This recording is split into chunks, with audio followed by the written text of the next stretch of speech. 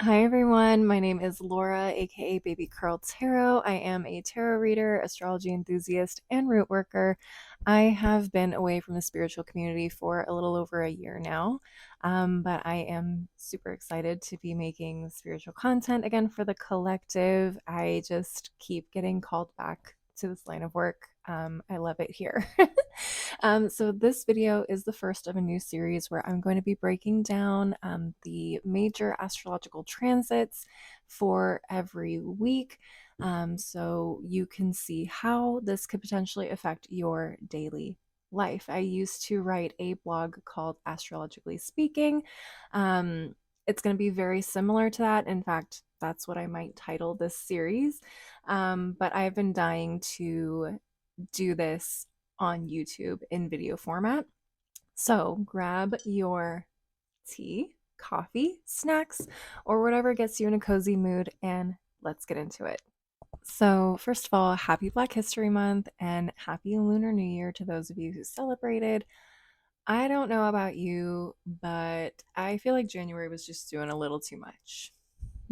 Can we all agree on that? Okay, so for that reason alone, I'm really excited about the astrology for the month of February. It's just a little bit less chaos. We have Jupiter and Mars stationing direct after being retrograde for what seems like forever. And generally, there's just more supportive energy in the month of February. Um, Now, that being said, there are still going to be some disruptions. We unfortunately cannot escape the challenges of the universe, but we will get more into that as the weeks progress. So let's start with Monday, February 3rd.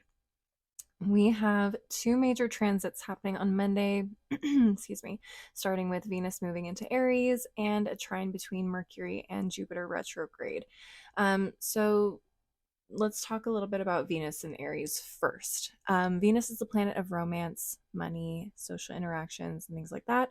So when it comes to love, Venus and Aries is a lot like, how can I describe that?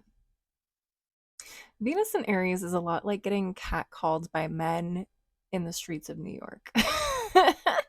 It is very assertive, borderline aggressive, and very direct. People are going to be aggressively flirtatious, especially those of you that have strong Aries placements. Just don't say I didn't warn you. For those of you who are single, you can expect a lot of spontaneity and things moving pretty quickly. At the very least, it's going to be fun and exciting. Just keep in mind that most relationships that start under this transit don't normally last very long. Now, I'm not saying it's impossible to make a lasting connection under this transit. It's just statistically less likely just due to how fast things move, if that makes sense. If you are in a relationship, you or your partner or both of you could find that you have kind of this new sense of confidence and desire for independence in your relationship. You guys could be interested in pursuing individual goals or desires separate from each other, and in kind of a turn of events or a weird way that allows you guys to feel more secure within the relationship or fulfilled in your relationship altogether. In terms of finances, be careful about impulsive spending or shopping sprees. Fire energy and fire signs tend to be a little bit more on the reactive side, which means that this energy makes us less likely to save our money and want to spend it instead, especially if we see something that is shiny to us. Doesn't have to be diamonds or things like that, but if like you like, I don't know, anime characters and you see a figurine you really like, you're going to be more likely to go after that. So as I said before, Aries placements will be feeling this transit the most, but the other cardinal signs, which include Cancer, Libra, and Capricorn, will also be feeling this transit pretty heavily. Now, Venus will be in Aries between now and March 27th. However, Venus will also be retrograde from March 2nd to April 13th. So, really pay attention to themes and situations happening in these areas I just mentioned, because it's highly likely that you're going to be revisiting or having to solve issues that pop up in those areas over the next couple of months. Of course, we'll talk more about the retrograde as we get closer, but Venus, just so you guys know, will regress back into the sign of Pisces on March 27th, and then it'll go back into Aries once it stations direct around May 1st. So we're going to feel like we're on a merry-go-round for a few months with this energy. So just take your time. I know we are just getting out of Mars retrograde and Jupiter retrograde, but it is what it is. Don't be afraid of it. Just go with the flow and learn the lessons that need to be learned. Okay? So, the second transit we have happening on Monday is a supportive trine between Mercury in Aquarius and Jupiter retrograde in Gemini. This energy is bringing productive conversations, brainstorming, exchanging of ideas. Gemini and Aquarius are air signs that love sharing information. So, you should expect to have a lot of engaging and maybe out of the box conversations around this time.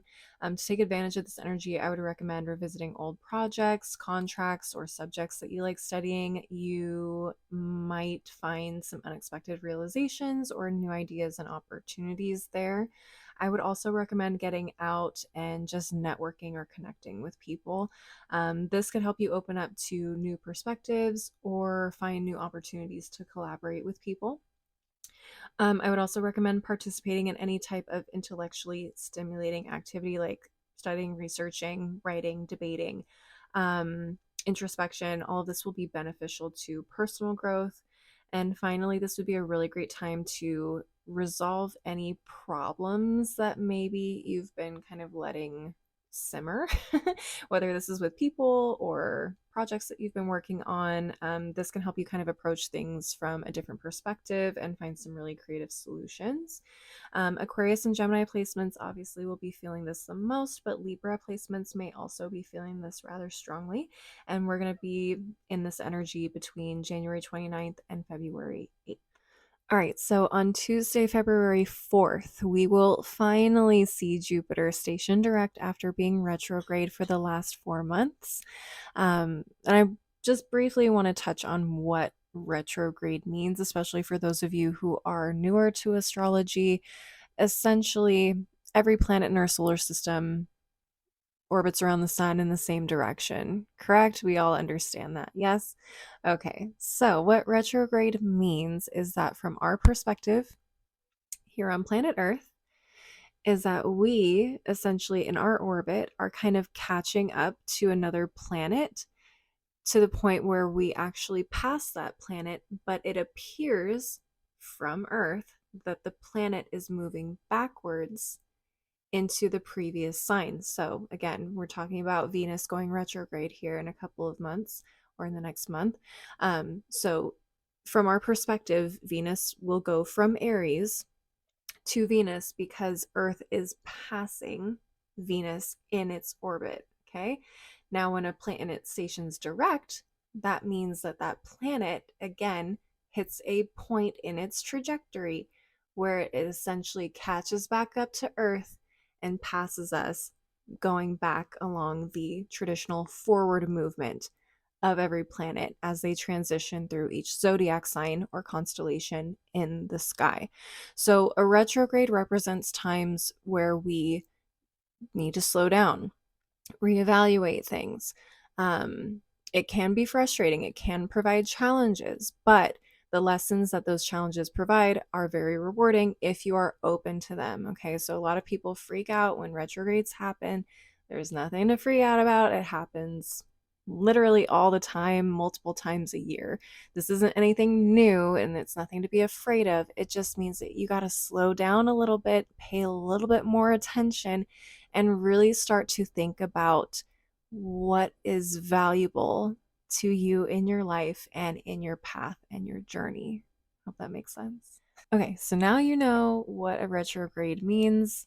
But what does Jupiter retrograde mean? Well, when Jupiter is retrograde, we take the focus off of expanding in our physical world, and making progress in our physical world. And we go a little bit more inward. We do more introspection. We focus on personal development, skills that can help us, improve our situations, like get that promotion at your job and things like that. So now that Jupiter is stationing direct, we are finally taking any lessons we've learned, new ideas, philosophies, or skills that we've been learning over the last couple of months, and we now get to apply that to real world situations, and seek that advancement or expansion that we desire. So, just so you guys know, Jupiter is the planet of good luck, optimism, opportunity. What else?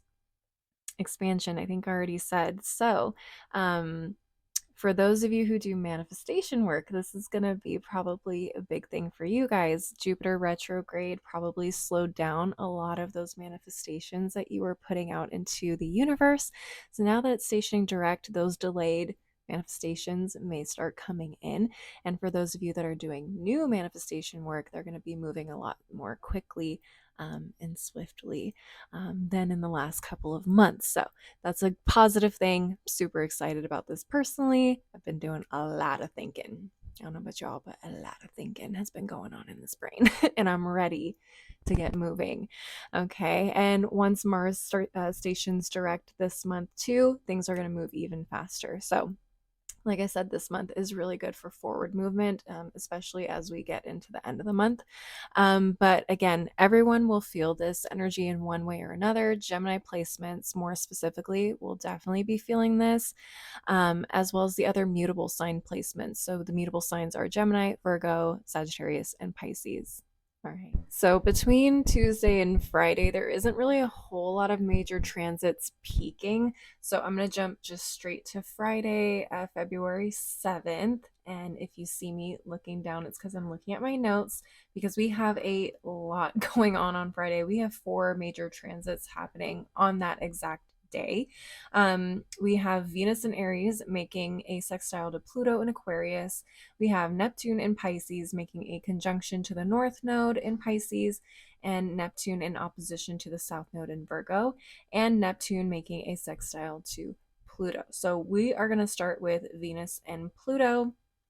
I personally really like this energy. It is a bit intense, but it makes for some very passionate and deep interpersonal connections. And this translates again to any relationship that you are connecting with, whether it's romantic, familial, platonic, or professional. You're going to feel like you're creating deep bonds with people and getting to know them on a new level. This particular transit will also have you feeling like you are caught in a game of cat and mouse with someone, especially if it's a romantic interest. Like I said earlier, Venus in Aries is very assertive and persistent, and Pluto in Aquarius is very mysterious, very aloof. So this energy can feel kind of touch and go in a lot of ways in that aspect, and for those reasons. Obviously, Aries and Aquarius placements are going to be feeling this energy the most, but if you also have Gemini, Leo, or Sagittarius placements, you could be feeling this pretty strongly as well. And we'll be feeling this energy between January 29th and February 18th. So next we have Neptune in Pisces conjunct North Node in Pisces, and at the same time making an opposition to the South Node in Virgo. I want to talk about both of these aspects together because it is essentially a 2-for-1. The North and South nodes are the equivalent to the North and South Pole on Earth. So when one is aspected by a planet, the other will also be activated by that same planet in some way.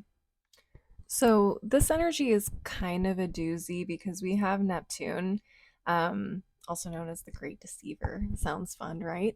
Neptune is known for illusions, delusions, dreams, and intuition. And then we also have the sign of Pisces, which is ruled by Neptune. And that energy is dreamy, creative, psychological, psychic energy that is being activated twice in the Neptune and the North Node. Um, so, really, what this aspect between Neptune and the North Node is telling us is it's wanting us to really trust our gut instincts and honestly trust the universe. Um, but at the same time, that opposition to the South Node in Virgo is activating our more skeptical and practical side. So there's a part of us that wants to believe in the impossible and the intangible. And then there's also that voice in the back of our heads where it's like, why would you take a risk that isn't supported in facts, science, or reality, essentially? Um, if you aren't familiar with what the North and South nodes are and what they represent, essentially, these are areas of growth and purpose that we need to focus on and pursue more of, which is the North Node. And then our comfort zones and patterns and habits that need to be let go of, which is the South Node. So the North Node is calling us towards our greater calling and purpose in life. And Pisces is like, trust the universe, trust yourself. We've got you. And Virgo's like, wait a minute. I don't think we should be doing that. That doesn't make sense.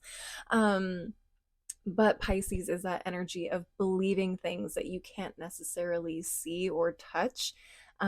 You really have to put your faith in not only yourself, but the universe and trust that things are going to happen as they need to and as they should or the way that you want them to. So basically, are you going to go after your goals and dreams for the next year and a half and be a little delulu? Because I think you need to be a little delulu um, to be pursuing things under the North Node in Pisces? Or are you going to let those skeptical Virgo hangups kind of keep you in your safe comfort zone and not growing towards your greater purpose, dreams, or goals? And when I say Delulu, I mean go big or go home for the next year and a half. Okay, let's say you're manifesting $100,000 in your bank account by the end of the year. Ask for a million. Ask for a million because you might just get it. I'm talking like go big. It's not time to play small or work within what we feel is realistic right now. Okay. This is a big shift, a big shift for all of us. So take advantage of it. Okay. Okay, so back to this particular transit. The Neptune and North Node are basically asking us to trust ourselves, like I already mentioned, listen to where spirit in the universe is calling us, and that can come in the form of making significant decisions, getting more involved in charitable organizations and volunteer work, or pursuing more creative and personal projects or goals. Just be careful about biting off more than you can chew. Like I said, Neptune is the great deceiver, so you may think you have all this time, energy, and resources to get everything done that you want to get done, and you may find very quickly that you're burning the candle at both ends. So, always make sure that you are practicing grounding techniques and checking in with your body regularly to make sure it's getting enough rest. You are getting enough rest.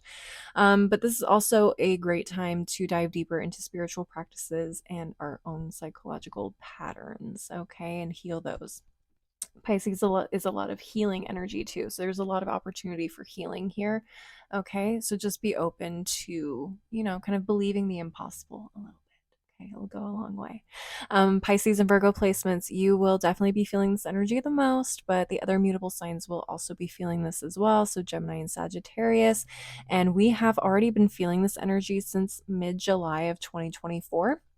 And we're going to continue to feel it until about June 22nd of this year. Finally, the last transit of Friday, we have a sextile between Neptune and Pisces and Pluto and Aquarius. And this energy is very healing for communities and society at large. This is a time where there could be a lot of conversations related to social justice, the environment, technology, or other topics that fall in that category related to the greater good.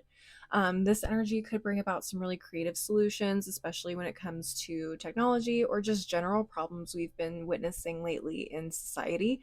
On a personal level, though, we could be having some breakthroughs of our own, whether it's spiritual awakenings or resolving some problems and creative blockages. And this is a really good time to focus on your personal development and creative hobbies or activities, because this energy is very supportive of those types of activities and hobbies. This is also a great time to get involved in charitable work and donate or volunteer with a cause that speaks to you.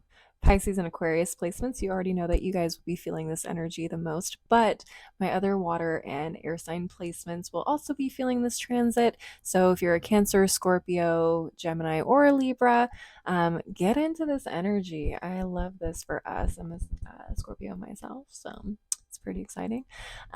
We have already been feeling this energy since March of 2020. Can you believe that? And we will continue to feel this energy off and on through July of 2036. So this is kind of like this is a marathon. It's not a sprint. Okay, so this energy we're going to be kind of going back and forth on for quite some time. And if you understand how long it can take for a society to shift in different directions, you know that it can take generations sometimes. So, why is this taking so long, you might ask? Well, I'll tell you why. Outer planets like Neptune, Pluto, and Uranus, they don't really change signs as quickly as, say, as Mercury or Mars or Venus even. Um, so yeah, they take a little bit longer to move from sign to sign just because they have a longer orbit trajectory and timeline around the sun, right?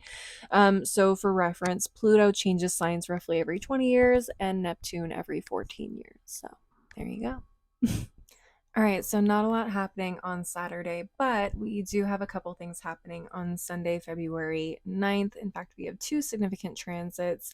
There is a conjunction between the Sun and Mercury, and a trine between Mars retrograde and Saturn. Let's start with the conjunction between the Sun and Mercury, which are both in the sign of Aquarius. This is a very supportive energy when it comes to any type of intellectual pursuit. So, speaking, public speaking, conversations, studying, researching, debating, writing, etc. This is just a really good time to exchange ideas with others, whether it's in person or online. Aquarius is an air sign, so it's less attached to its emotional side, which allows us to be a little bit more objective when we approach certain topics that may typically be emotionally triggering. And also allows us to come up with kind of out of box solutions to problems or issues we may have had with other people. What else? This is also a good time to spend time with an online community or work with technology in general, especially if it's technology you're not familiar with and you've been wanting to learn more about. Remember not to overwhelm yourselves with new information or become frustrated with everything that you're learning. I don't want you and your beautiful brains to overheat. So take time to rest and process everything that you have learned, and just apply each lesson one at a time. Just take it slow, okay? Aquarius placements, you'll definitely be feeling this the most, but other fixed signs, Leo, Taurus, and Scorpio, will likely be feeling this energy as well. Geminis and Libras could also feel this in a positive way, and we'll be feeling this energy between January 25th and February 21st. And finally, to end the weekend, we have that trine between Mars retrograde in Cancer and Saturn in Pisces. This energy is very supportive of self reflection and coming up with practical solutions to any emotional triggers or responses, especially issues we may have had with other people lately. So, a good time to resolve those issues, have those tougher conversations, and figure out a way to either compromise or just heal in general together. Okay. We're also feeling called to focus on home and family life, spiritual practices, creative activities, or psychological topics. It's a good time to focus on any unfinished projects or healing in these areas. This is a really disciplined, patient, and productive time, so really take advantage of that. Cancers and Pisces placements obviously will be feeling this the most, but Scorpio placements will also be feeling the effects of this one, and we'll be feeling this energy between January 20th and May 1st. So it's a little bit of a longer energy, strictly because Mars retrograde has been going kind of back and forth, and it's going to take a minute to get back through Leo. So, yeah, take advantage of this energy. A lot of us have already been feeling this, I'm sure. Um, so, yeah, do with that what you will. So that is what you can expect this week. Next week, we have a couple of challenging transits on the 10th and the 11th. We also have the full moon in Leo, which could bring a little bit of drama. And then we have Mercury moving into Pisces, which will hopefully help us focus on healing and finding ways to be a little bit more compassionate towards one another. Again, I really appreciate you taking the time to watch this video. Please leave a like and share if you enjoyed it. Also, leave a comment if you've already been feeling some of these energies. Let me know how you've been feeling it and how it's shown up in your real world situations. And if you have any questions on anything that I talked about in this video, please feel free to leave a comment as well. Also, don't forget to subscribe if you want to see more videos from me in the future. Again, thank you so much for watching, and I hope to see you next time. Bye.